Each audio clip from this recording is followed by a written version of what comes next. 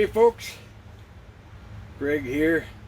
I'm not up at Squirrelly Acres, but oh man, I got some stuff that we've done from this past week. My son came up from Madison, and we spent a whole week up there working on some trails, some wood. I got a new toy up there,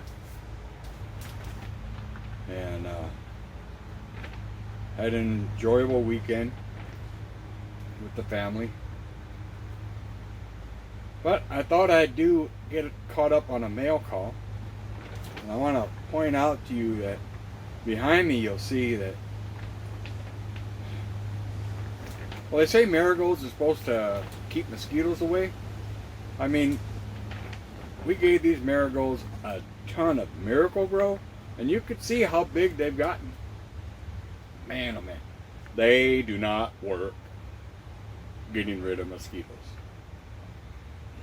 I actually have a mosquito coil going in here right now, so it's not bad. All joking aside, those are, I believe they're African marigolds, and they get up to that tall. So anyway, but regardless, we've got some smaller ones in here, and they don't help with the mosquitoes. So let me get on with this here. The first one I have is from Danny down in Tennessee. I'm sure that some of you have received his sticker, and his channel is TNDeer Stalker. I know you guys have seen his sticker, some of you have, and he did send me a card, and he just basically says appreciate my comments and hoping I enjoy the stickers. Danny, I will, once I get that project going up at Squirrelly Acres. We're still working on getting materials. We have to get wait for some of the prices to come down. And I'm going to have a link down in the description of all these channels also. And then we got a couple from Ole Chuck. And then we got this one here. They're pretty cool. And then he adds one more nut added to our collection. That was interesting. We came across some pine cone piles from the squirrels this week.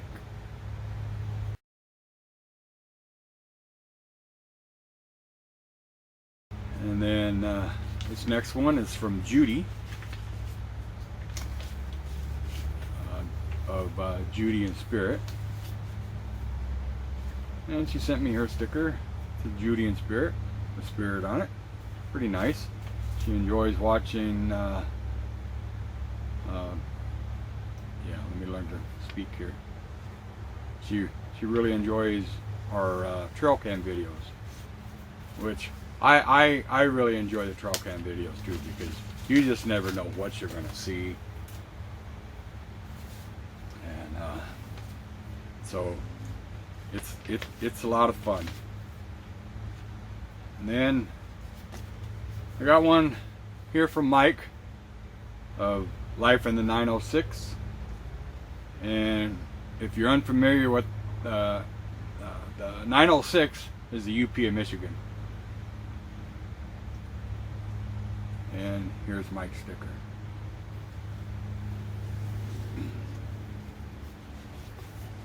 So I am looking for more stickers, and I do have a project planned up there at our property for these. And everybody that comes up there will have, when I do this project, everybody will have no choice but to see all these stickers. We're going to have a lot of fun with it. So this is our little greenhouse that we reconstructed this year. And this year we redid the plastic, and we actually used greenhouse plastic. So I would highly recommend to anybody, if you're going to do a greenhouse, if you're going to use plastic, go get some high quality greenhouse plastic. I got this from Greenhouse Solutions, I think it is. It wasn't too bad of a price. It was under $100 for the size that we have here. I have a 16 by 10 greenhouse, and so yes, get you high quality plastic. Last year I bought a sheet of plastic from Big Orange Home Depot, and that stuff within a month and a half, 2 months, it deteriorated. And basically what happened, we were able to salvage part of it, and then add to the top. So it got us through the season, and then through the winter it didn't survive. Got this high quality greenhouse material plastic, and it's worked out fantastic. So I know I showed in a video, but what we did was I padded this top rail. And there's my air circulating fan. But I ran PVC the entire length here, and this piece was just in case I wanted to add something to stiffen this up. But it's worked out fine. And I know the door's in the wrong place.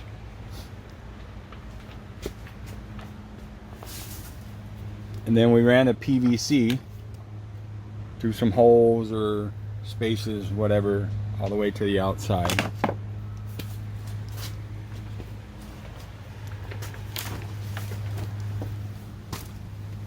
And then, oh shoot, now I'm gonna forget what the heck they call this. Oh, wiggle wire and a trap. And so that's what I put all the way around. I put some here and I put some here. My plan was later on take this section out and just roll it up, but we didn't do that. I added a watering system for inside there, and this hose just goes around and comes from our faucet over there. And then on the end here, I just wrapped it up and used the wiggle wire to secure it in place. And I've done that all the way around. Wise flowers.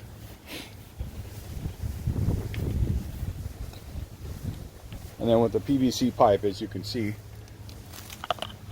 I just put bricks in there and then just stack the bricks up until the pipe tightened up. And it's actually worked out pretty good.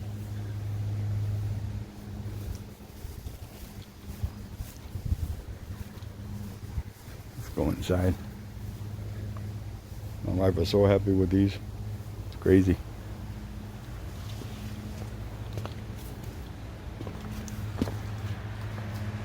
And then as you can see, the PVC pipe comes in.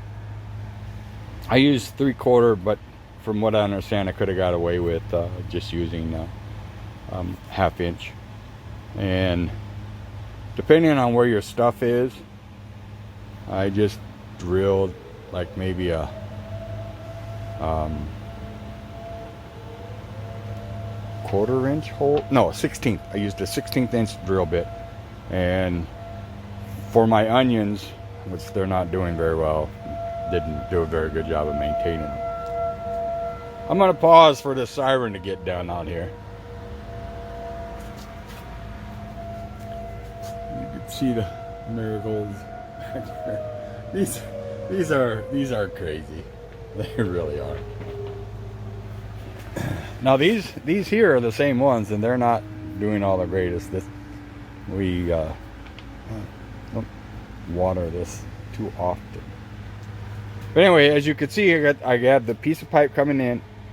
Now all that along here, that's all glued. Everything else is loose fitting.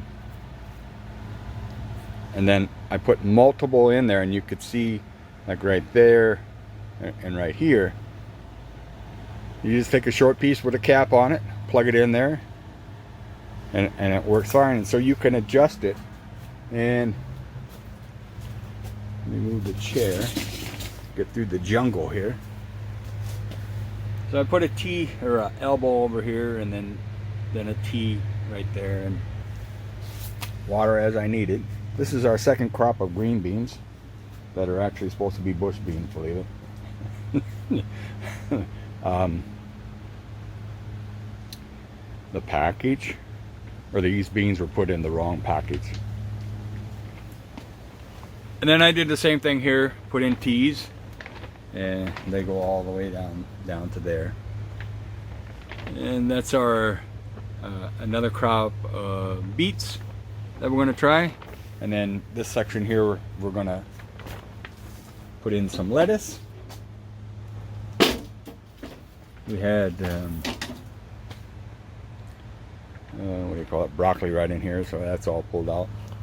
Now I don't know what I'm doing wrong with these, but somebody told me to snip the tops off, and I knew about snipping some of the leaves off, but I don't think snipping the top off of these Brussels sprouts, they're any good.